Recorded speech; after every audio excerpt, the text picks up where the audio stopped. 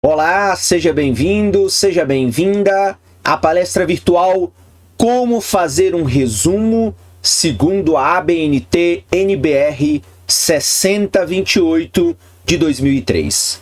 Eu sou o professor doutor Felipe Prado Macedo da Silva, vinculado ao Instituto de Economia e Relações Internacionais da Universidade Federal de Uberlândia, aqui no campus de Monte Carmelo, em Minas Gerais. O que me motivou a preparar essa apresentação é o fato de, em uma determinada banca de doutorado, constatar que alguns discentes chegam até níveis elevados de formação sem saber elaborar elementos fundamentais de um trabalho acadêmico, como é o elemento, chamado elemento pré-textual, o resumo.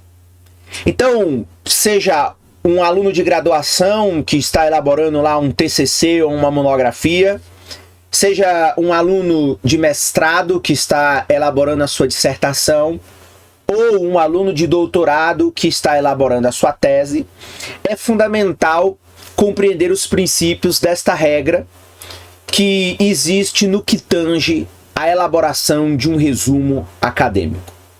E essas técnicas de elaboração de resumo, elas servem também para aqueles profissionais, como por exemplo os professores, os pesquisadores, que também elaboram relatórios científicos para, por exemplo, transformá-los nos famosos artigos científicos. E estes também precisam de resumo, e o resumo também pode ser feito utilizando essas técnicas e essas normativas estabelecidas pela ABNT. É importante compreender que, em geral, essas normas elas são recomendações. E como existe uma padronização em boa parte dos trabalhos e das cobranças, por exemplo, de avaliadores, seja para uma revista científica, sejam os avaliadores de uma banca de qualificação ou de uma banca de defesa em qualquer nível de formação, essas técnicas e essas recomendações, em geral, são seguidas como se fossem normas fundamentais que não devem destoar muito do que a grande maioria faz, ok? Vamos ver aí, de maneira breve e bem objetiva, como é que essa regra 6028 ela pode lhe ajudar a fazer um resumo da melhor qualidade em seu trabalho científico ou em seu relatório científico, ok? Vamos lá? Bem, então, inicialmente, o que me motivou a fazer essa apresentação foi recentemente participar de uma tese de doutorado, do qual eu vi que o aluno ou a aluna não tinha feito um resumo adequado, tinha feito praticamente uma introdução dentro desse elemento pré-textual que tem um propósito. O propósito não é introduzir, o propósito não é, enfim, apenas mais uma página de texto para encher a paciência do leitor, não. O resumo ele tem um propósito, ele tem um objetivo. E o que pode ajudar muitos discentes, mais uma vez, em qualquer nível de formação, da graduação até o doutorado ou pós-doutorado, lá na elaboração de artigos científicos, é o uso dessa norma, a NBR 6028 de 2003.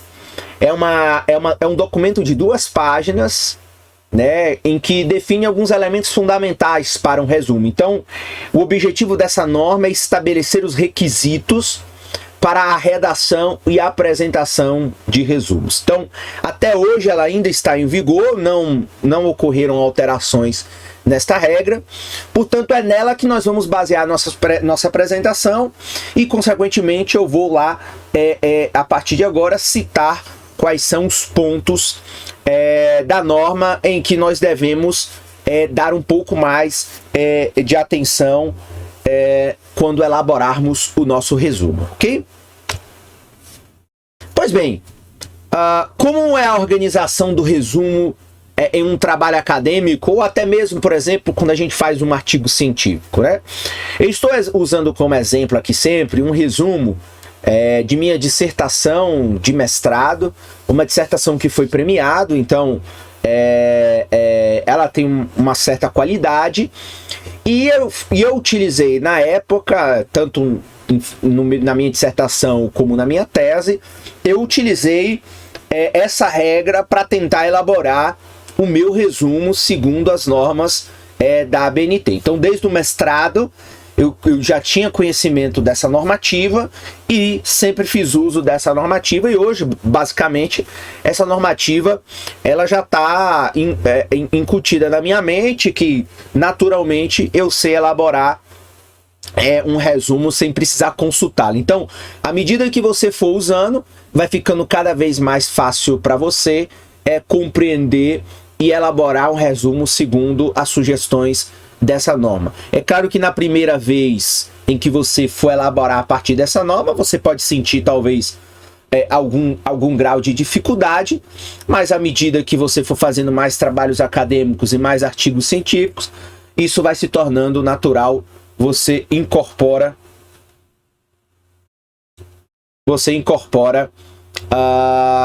as técnicas de elaboração naturalmente, ok? Bem, aqui é uma coisa fundamental entendermos essa questão. Então, em primeiro lugar, você vai fazer a apresentação concisa dos pontos considerados mais relevantes de um documento. Então, veja, o resumo. Então, lá na página de resumo ou no início da página de um artigo científico, você vai começar com o resumo e abaixo vão estar as palavras-chave. Então, essa é a disposição, porque é muito comum, às vezes, a gente ver alguns trabalhos acadêmicos em que o aluno coloca, por exemplo, no topo a palavra-chave, ou coloca a forma de citação do artigo na frente do resumo. Essa disposição na página, ela é inapropriada. Você coloca, veja o exemplo, você coloca lá resumo, né? Você coloca o resumo e abaixo do resumo você coloca as palavras-chave. Então, o resumo, você vai começar com um resumo em que o resumo vai fazer uma apresentação concisa dos pontos relevantes de um documento. O que isso quer dizer? Quer dizer que o resumo ele se baseia no trabalho pronto. Que esse às vezes é um erro que, por exemplo, alunos de graduação cometem ao elaborar um TCC. O resumo você faz por último. Você não começa o seu trabalho fazendo um resumo. O resumo é uma síntese dos pontos relevantes do seu documento acadêmico que já está pronto. E aí você vai pensar aqueles elementos que você considera mais importantes para incluir no seu resumo.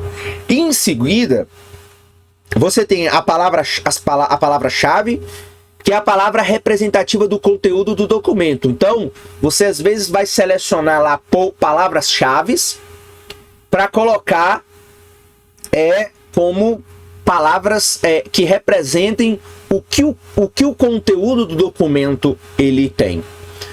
E a norma coloca lá no item 3.3.3, de que as palavras-chave elas devem figurar, portanto, abaixo do resumo. Então, nunca utilize palavra-chave acima do resumo, antes do resumo, ou em outra posição no seu trabalho acadêmico, TCC, monografia, dissertação e tese. Então, é sempre abaixo do resumo. Antecedidas da expressão palavras-chave. Então, veja aqui no exemplo da minha dissertação, então eu coloquei lá palavras-chave em negrito, 2 pontos, separadas entre si por ponto. Então, desenvolvimento territorial Bahia, ponto. Território do Sisal, ponto. Economia baiana, ponto. Sisal, ponto. E finalizadas por ponto. Então, se utiliza muito ponto. Às vezes, a gente pode encontrar em boa parte dos trabalhos científicos, por exemplo, ponto e vírgula. É muito comum esse uso, mas aí você vê que o correto dentro dessa normativa da ABNT é, na verdade, a gente separar as palavras-chave simplesmente por um ponto, ok? Isso aí, de maneira bem simples, e facilita a forma de você organizar esse trabalho, ok? Vamos lá. A regra da ABNT também, ela estabelece lá a diferença entre os tipos de resumos.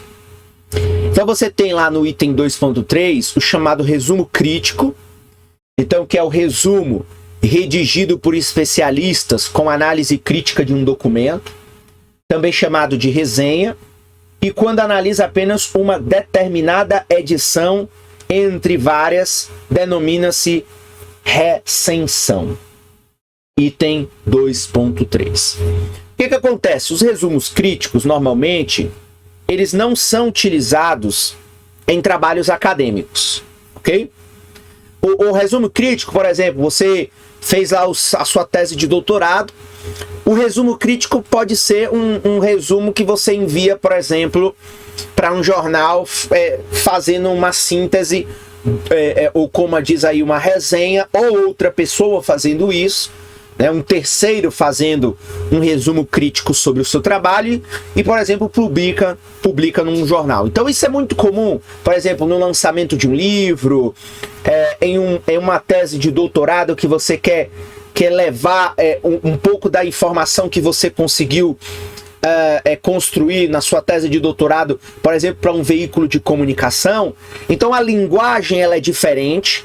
E veja, os resumos críticos, por suas características especiais, não estão sujeitos a limites de palavra. Então, isso aí, a regra da ABNT também estabelece essas duas questões. Então, o que é o resumo crítico e que ele não tem uma limitação de palavra. Então, esse tipo de resumo desta natureza não é muito utilizado ou não se recomenda que utilize muito em trabalhos acadêmicos, ok? Você vai utilizar esse resumo para outros propósitos, ok? Enfim, aqui principalmente num trabalho acadêmico ou num relatório científico, ele não é o ideal. Quais são as duas opções para um trabalho científico, um relatório científico? É o uso do resumo indicativo e o uso do resumo informativo. E aqui, na verdade, os dois podem ser utilizados e vai depender do desejo do autor no que ele quer obter em termos de resultados com o resumo. Então você tem o resumo indicativo, indica apenas os pontos principais do documento, não apresentando dados qualitativos e quantitativos. De modo geral, não dispensa a consulta original, que é o item 2.5. Inclusive, existe um erro de numeração nessa norma, e eu mantive esse erro aqui. Caso alguém vá consultar a norma, vai encontrar, na verdade, o item 2.5, mas o correto era que fosse item 2.4. Mas, tirando aí essa questão, o resumo indicativo, ele indica simplesmente os pontos principais do documento.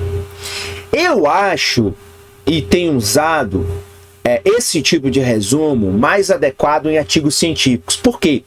Porque como os artigos científicos eles são lá de 20, 25 páginas, o ideal é que o resumo ele diga quais são os pontos principais do seu trabalho, mas obrigue a pessoa a ler o trabalho, porque é um trabalho relativamente pequeno. Então, veja lá, de modo geral, não dispensa a consulta ao original. Então você tem que consultar o original para você entender do que se trata aquele trabalho, aquele artigo científico. Então, assim, é um artigo que pode ser mais conciso, como boa parte das revistas exigem, né? Então, são poucas palavras para você escrever um resumo. Então, tem que ser uma coisa mais focada e, consequentemente, por ser uma coisa focada e um resumo bem resumido mesmo, significa que isso não dispensará o leitor de consultar o trabalho original ou de ler o trabalho inteiro. Então, como é um trabalho científico ou como é um artigo científico, de 20, 25 páginas, eu acho que é melhor que a pessoa, então, tenha um resumo que a obrigue a consultar o trabalho. E o resumo informativo é aquele que informa ao leitor finalidades, metodologia, resultados e conclusões do documento, de tal forma que este possa, inclusive, dispensar a consulta ao original.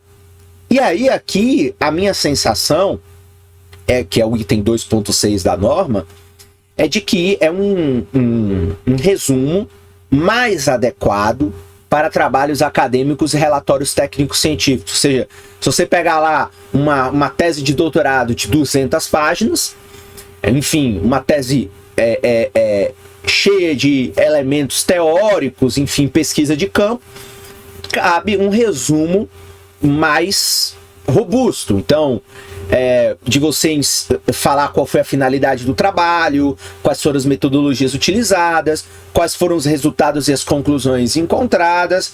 Ou seja, e como é um trabalho grande, o resumo aqui ele pode ter sim a função da pessoa ler o resumo para tomar a decisão se vai continuar consultando ou não, porque pelo resumo eu dispensaria a consulta original. Então, como se tratam os trabalhos científicos, os relatórios técnicos científicos, trabalhos maiores, que vão exigir um maior tempo do leitor estar dedicado ao material, eu acho que cabe ter um resumo informativo que informe para a pessoa do que o trabalho se trata, o que é que ele tem e o que é que ele não tem lá claramente, porque o objetivo é que se aquele trabalho não interessar ao leitor, ele não precisa mais consultar o trabalho, porque ele já sabe o que ele vai encontrar ali dentro. Então, assim, esses exemplos de tipos de resumos estão lá na regra da BNT 6028 de 2003, que consequentemente mostra essas diferenças.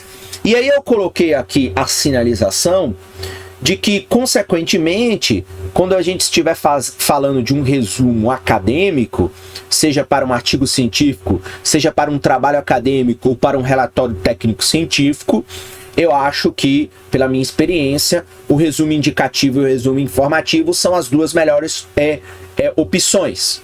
Usa-se o resumo indicativo porque em artigos científicos se exigem resumos mais compactos, mais resumidos mesmo, então é um resumo do resumo.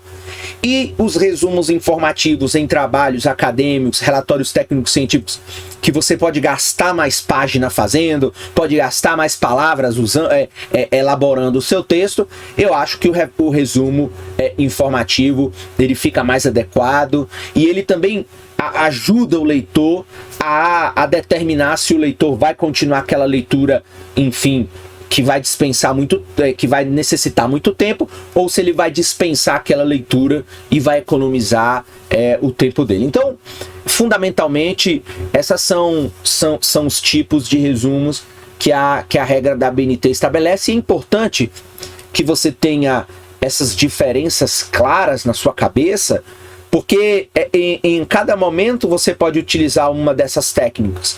E aí vamos supor, você fez o seu artigo científico, publicou numa revista lá internacional em inglês, mas você quer divulgar os seus resultados, por exemplo, num jornal brasileiro, mandar para um jornal da sua área, enfim, tentar fazer com que os resultados daquela pesquisa sejam utilizados ou cheguem a um público maior. Aí você pode você mesmo elaborar um resumo crítico que tem um outro objetivo. Então veja como na realidade aqui é necessário ter o conhecimento desses três tipos de resumos, porque em cada momento nós podemos lançar mão de um tipo dele, enfim, com objetivos diferentes, com propósitos diferentes, e é, portanto, fundamental que a gente compreenda qual é o propósito de cada um deles.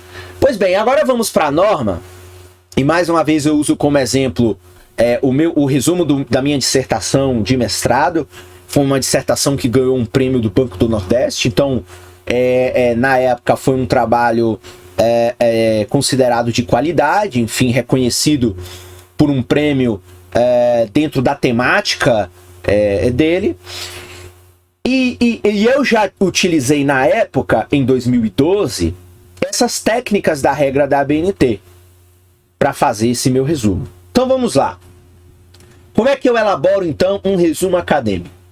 Então o resumo, ele deve ser precedido da referência do documento. Então mais uma vez,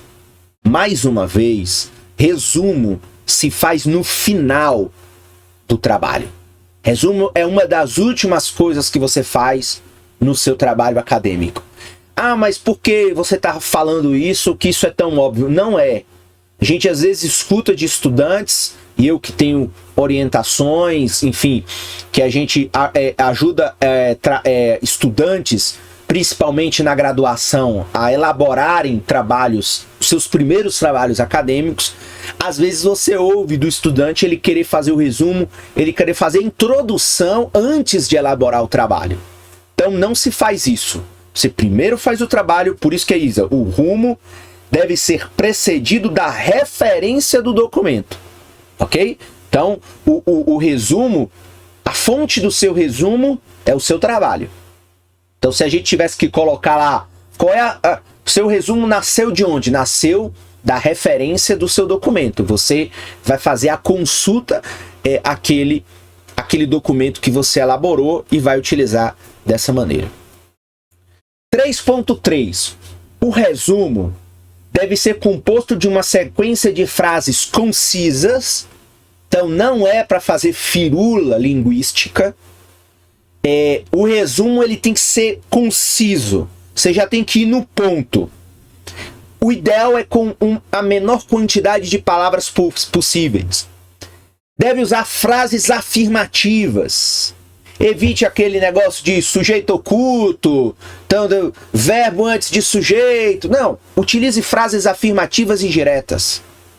E não de enumeração de tópicos. Então, essa é outra questão. Às vezes, você encontra resumos em trabalhos científicos em que o discente ele pega e faz: esse trabalho vai falar sobre tópico 1, tal. Capítulo 2, tal. Capítulo 3, tal. Na conclusão, vamos chegar a tal. Ou eu já vi, como eu falei que o que me motivou aqui, você chegar numa tese de doutorado e ver uma aluna ou um aluno fazendo um resumo que parece uma introdução. Não é para se fazer isso. Então, qual é a primeira recomendação aí da ABNT? Frases concisas, frases afirmativas e não fazer enumeração de tópicos. Recomenda-se o uso de parágrafo único. Aí aqui há um detalhe. Você não é proibido de fazer o resumo com 2, 3 parágrafos. Mas recomenda-se, e o uso, o consenso acadêmico, né, e também de revistas científicas, revelam que o resumo tem que ser um parágrafo único. Todo mundo usa essa normativa. Mas veja, é uma recomendação. É uma recomendação. Então, recomendação significa que você pode usá-la ou não. Você pode decidir fazer o seu resumo com 2 parágrafos. É permitido.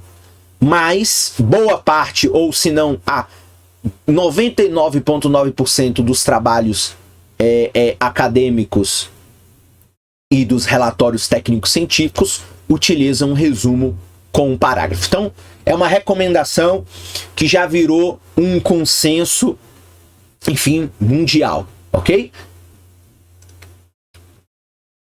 Veja só, qual é a outra recomendação? 3.3.1.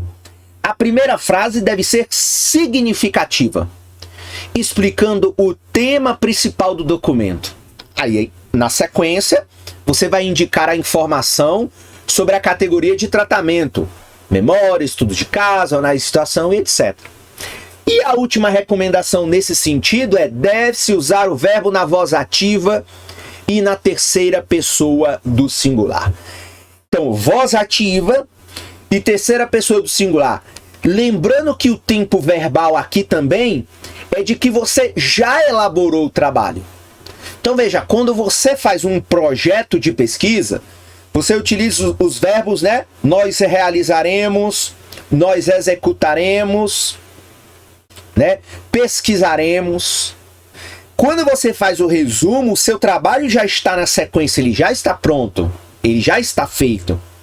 Então, você vai usar o verbo na voz ativa, né? E o tempo verbal, você vai colocá-lo de uma forma que deixe claro ao leitor que o trabalho já está pronto. Ok? O trabalho já está pronto. E aí eu vou mostrar daqui a pouco como eu fiz no meu caso aqui do resumo da minha dissertação. Então, você vai ter que ajustar. Então, este trabalho executou, elaborou, analisou, porque o resumo já está levando em conta que o trabalho já está pronto. Então, ele já foi realizado no passado, ok? Então, essas são normas fundamentais para que o seu resumo ele fique um resumo que motive o leitor a seguir e dar prosseguimento à leitura do seu trabalho, ou que indique ao leitor de maneira apropriada do que seu trabalho trata, o que ele tem, para ele inclusive determinar se ele vai ler ou não. Então é fundamental isso aí. Então assim, o que a BNT aqui sugere é que o resumo ele tem que ter uma escrita objetiva e uma escrita simples, compacta, focada, ok? Na regra 3.1 lá da ABNT NBR 6028, lá diz que o resumo ele deve ressaltar, portanto, o objetivo, o método, os resultados e as conclusões do documento. A ordem e a extensão destes itens dependem do tipo de resumo, informativo ou indicativo, e do tratamento que cada item recebe no documento original. Então, quando você for elaborar o seu resumo, o resumo dos seus trabalhos acadêmicos, o resumo do seu relatório técnico-científico, então sempre se lembre, o tamanho dele vai depender do tipo do documento, igual a gente falou quando a gente falou dos tipos de resumo. Então, eu tenho um resumo indicativo que fica mais adequado, por exemplo, em trabalhos acadêmicos, né? Então, se eu voltar aqui, o resumo indicativo, ele fica mais adequado em artigos científicos, e o resumo informativo fica mais adequado em trabalhos acadêmicos e relatórios técnicos científicos. Então, essa é a primeira coisa que você precisa avaliar, porque seja num trabalho acadêmico, seja num artigo científico, como daqui a pouco a gente vai ver, a extensão deles é diferente. Tem alguns que você precisa ser mais focado e outros você pode discorrer e utilizar mais palavras para fazer o resumo do seu trabalho. E o resumo vai depender também do tratamento que você dá a cada item no seu documento original, ou seja, o que é importante estar destacado no resumo, porque trata-se de um elemento fundamental do meu trabalho. Então, essa questão é uma questão de escolha do autor ou da autora. Ok? Então, veja, aí eu já coloco até em vermelho aí no final, ou seja, são recomendações, né? São recomendações de elaboração, sendo o autor responsável por avaliar o que é melhor para o resumo. Então, você, autor, precisa também avaliar o que é melhor para o seu resumo. E o resumo, ele vai ter objetivo, ele tem que ter objetivo, ele tem que ter método, ele tem que ter os resultados e ele tem que ter as conclusões do documento. É muito comum, às vezes, eu me recordo muito de professores falarem assim, pô, mas no seu resumo você já indicou qual é a conclusão do seu trabalho, porque a norma exige isso. Lembre-se, principalmente numa tese, numa dissertação, é fundamental que o resumo permita que o autor decida se ele vai ler ou não aquele documento que tomará muito tempo.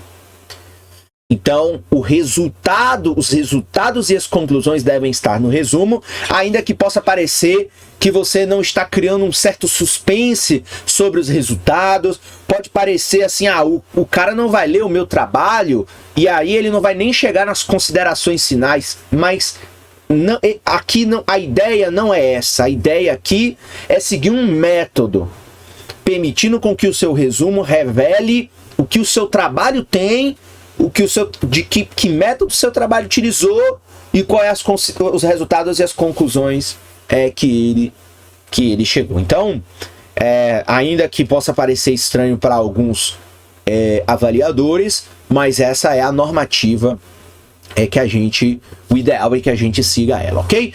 Por exemplo, vamos fazer aqui uma análise prática, então. A análise prática aqui quer dizer o seguinte,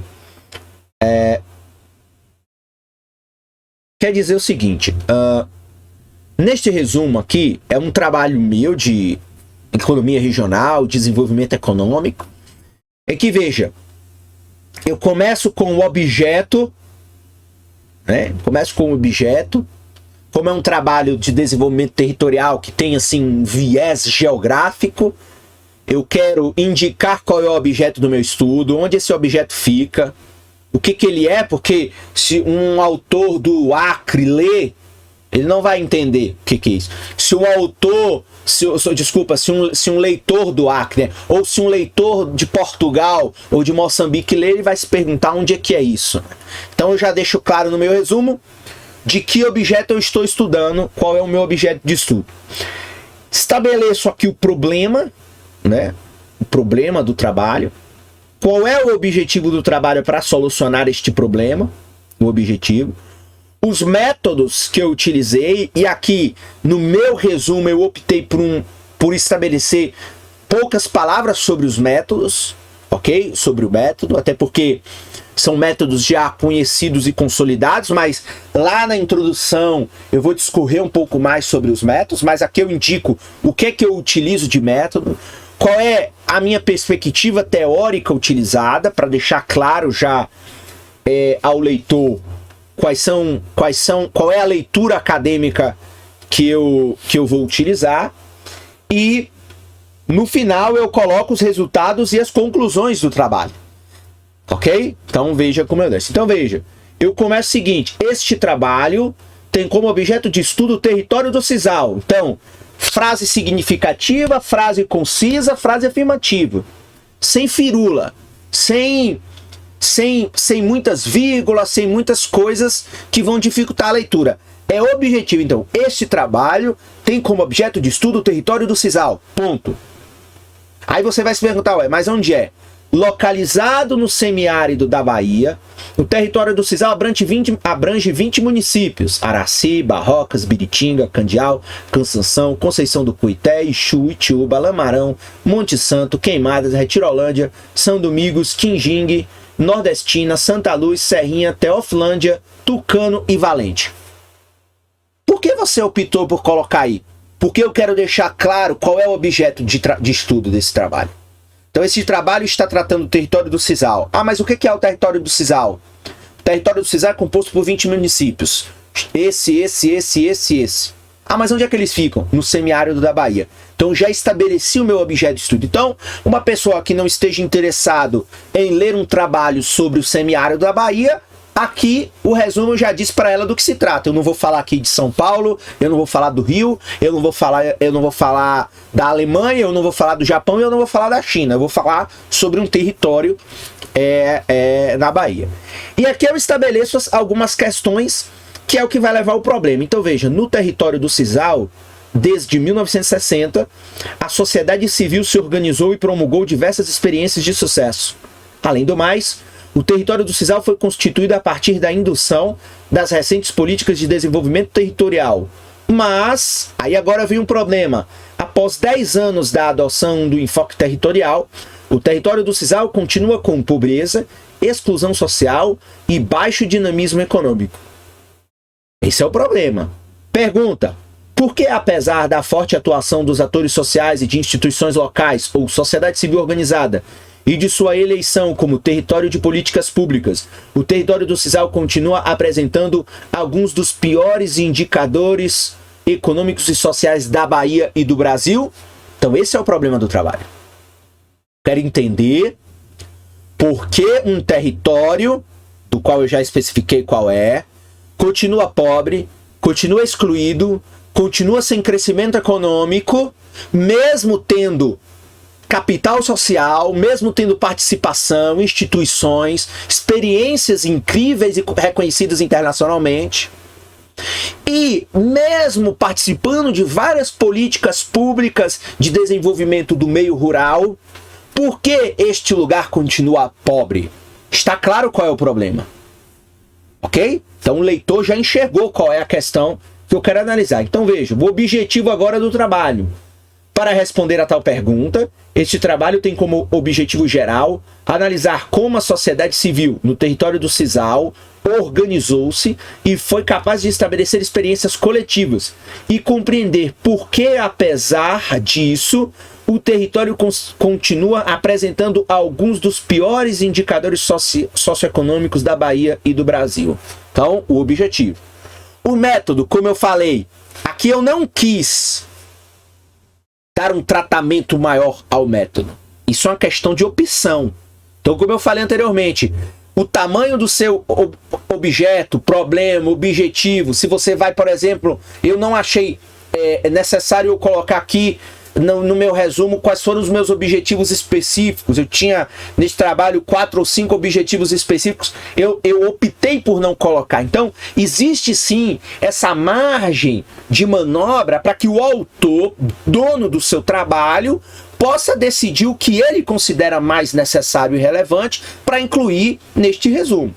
Então aqui eu só coloquei o seguinte, usando dados primários. Então qualquer pessoa que faz pesquisa científica sabe o que são dados primários e dados secundários, além da perspectiva do neocorporativismo e do enfoque territorial. Este trabalho revelou que a experiência do território do Sisal, então aqui eu deixei claro, usei dados primários, que lá depois da introdução eu vou dizer como eu obtive esses dados primários, por meio de entrevistas com agentes locais do desenvolvimento territorial, a partir de questionários semi-estruturados, o que significa que eu não optei por colocar isso no resumo. Então, usando dados primários e dados secundários, eu queria deixar claro aqui para o leitor o seguinte, eu usei dados próprios, obtidos por pesquisa de campo, e usei dados que já estavam disponíveis pelas agências de estatísticas, enfim, pelos dados que os governos disponibilizam. Utilizei teoricamente perspectiva do neocorporativismo e o enfoque territorial, então duas perspectivas que também mais à frente eu explico o que elas são, e que aqui eu só quis deixar claro. Porque, por exemplo, num trabalho de economia, que é o caso do meu trabalho, é importante você deixar claro qual é a leitura teórica do seu trabalho. Porque, por exemplo, tem pessoas que não vão querer ler um trabalho em que o resumo já deixe claro, por exemplo, que o cara vai utilizar a teoria keynesiana, ou que o cara vai utilizar a perspectiva marxista. Tem pessoas que já vão, no resumo, optar por não ler aquele trabalho, ou por ler aquele trabalho porque concordam com aquela linha de pensamento. Então, eu acho, eu tenho dentro dos meus trabalhos que eu tenho realizado, utilizado essa ideia de deixar claro qual é o viés metodológico, o viés teórico. Claramente o meu trabalho aqui, por exemplo, na economia, não se trata de um trabalho econométrico, de um trabalho quântico, mas trata-se de um trabalho qualitativo, a partir de algumas teorias de desenvolvimento econômico e de organização da sociedade, com esse objetivo. E aí, em seguida, eu já apresento meus resultados e minhas conclusões. Mais uma vez, é importante já estar aqui. Poxa, mas estamos já antecipando que a pessoa vai ler no trabalho, mas não tem problema, esse é o método. Então veja, usando dados primários e dados secundários, além da perspectiva do neocorporativismo e do enfoque territorial, esse trabalho revelou que a experiência do território do Sisal na Bahia ainda tem muito a fazer para atingir um alto nível de desenvolvimento socioeconômico, sobretudo porque precisa superar alguns obstáculos como... Então eu verifiquei que realmente o território não tem um desenvolvimento socioeconômico adequado.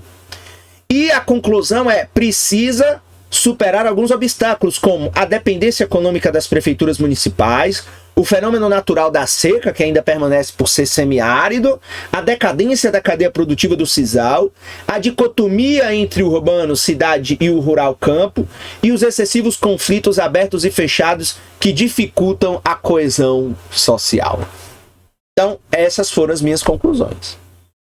Pô, esse meu trabalho, se eu não estou enganado, tem umas 200 e poucas páginas. Então, você viu? Poxa, achei interessante, acho que esse trabalho vai contribuir, enfim, para minha compreensão sobre um determinado assunto. Eu vou lá e leio.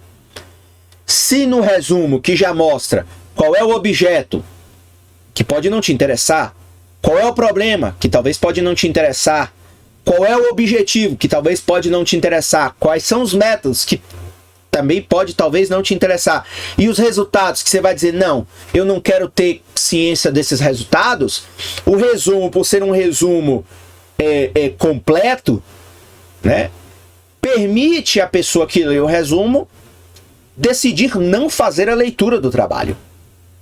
Eu acho que esse é um ponto-chave num trabalho acadêmico, e por isso que um resumo precisa estar aí dentro dessas normas que eu considero fundamentais, e como eu mostrei um exemplo prático de um trabalho meu, você vê que é interessante o uso desse método, porque você cria, consequentemente, uma sistemática de elaboração de resumo que favorece a qualidade do seu material.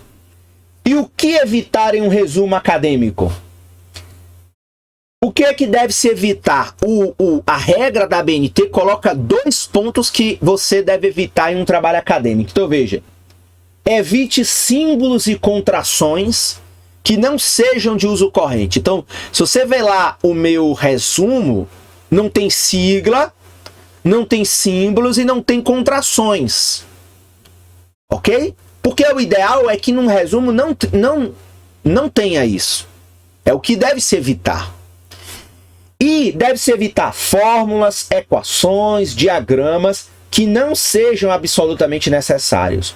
Quando o seu emprego for imprescindível, defini-los na primeira vez que aparece. É claro que se for um resumo de um trabalho, de uma tese de doutorado de matemática, de física, talvez você precise no resumo colocar alguma fórmula, alguma equação. Então, esta minha tese tem o objetivo de estudar a equação tal, ou a aplicação da equação tal.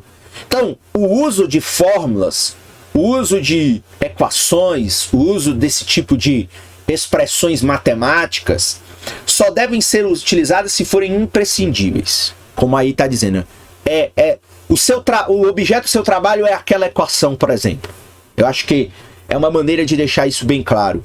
Se o seu trabalho tem como objeto uma determinada equação, uma determinada fórmula, uma determinada, enfim, um determinado elemento não textual, como, enfim, um texto convencional, aí você vai incluir no seu resumo, mas como aí diz, né, definir a partir da primeira vez. Ou seja, o resumo deve ser uma coisa clara, não deve ser você não deve ter símbolos, enfim, siglas, evitar esse tipo de coisa. Por quê? Porque a partir do momento em que a pessoa lê o resumo e tiver, por exemplo, lá uma sigla desconhecida, a pessoa, enfim, o resumo não vai atingir o seu objetivo, que é informar ou que é indicar para a pessoa do que se trata aquilo ali. Então, lembrando sempre que o resumo, ele mais do que o trabalho, ele muitas vezes pode ser lido por pessoas que não são da área. Então, eu posso resolver agora, por exemplo, na crise da pandemia, eu acho que eu vou ler um trabalho de epidemiologia, mas antes de ler eu vou pegar o resumo para ver do que se trata aquele trabalho, porque eu não sou da área. Então, o resumo, a gente tem que entender que o resumo, mais do que o trabalho acabado, ele é mais aberto para que qualquer pessoa leia, seja da área de conhecimento ou não, e ele pegue aquele resumo e compreenda o que se trata aquele trabalho. Eu não sou da área. Poxa, mas eu li o resumo, eu sei o que este trabalho tratará. Eu sei o que este trabalho estudou, abordou, que método ele utilizou. Vou decidir ou não ler. Ok? E eu repito aí novamente o item 3.3 para dizer o seguinte: o que também nós devemos evitar, o que eu já tinha comentado, o uso de mais parágrafos. Então, o ideal é evitar vários parágrafos. É uma recomendação. Como eu falei, você pode resolver fazer 2 parágrafos, 3 parágrafos, mas a recomendação é o uso de um parágrafo único, ok? E eu coloquei aqui uma coisa também que é muito uma convenção. Então, se você lê muito TCC, muita tese, muita dissertação, você vai começar a constatar que boa parte dos autores, eles elaboram um resumo de uma página. Então não é legal um resumo com 2, 3 páginas. Até porque daqui a pouco a gente vai ver a questão da extensão do resumo. Então, me parece apropriado evitar essas questões. Então, repassando, evitar símbolos e contrações, evitar siglas. Por exemplo, no caso da minha área de economia, evitar siglas.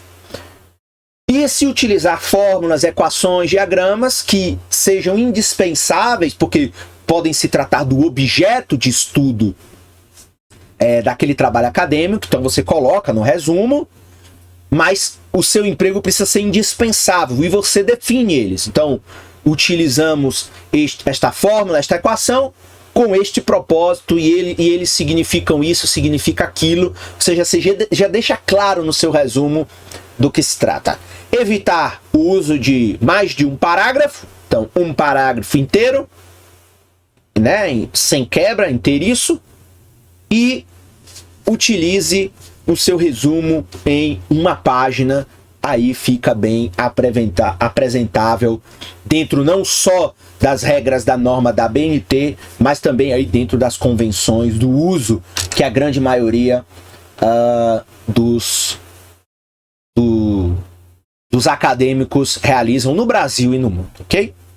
Qual é a extensão dos resumos? Então a regra também estabelece. Então no item 3.3.5, nós temos lá de 150 a 500 palavras os de trabalho acadêmicos, teses, dissertações, monografias, relatórios técnicos científicos.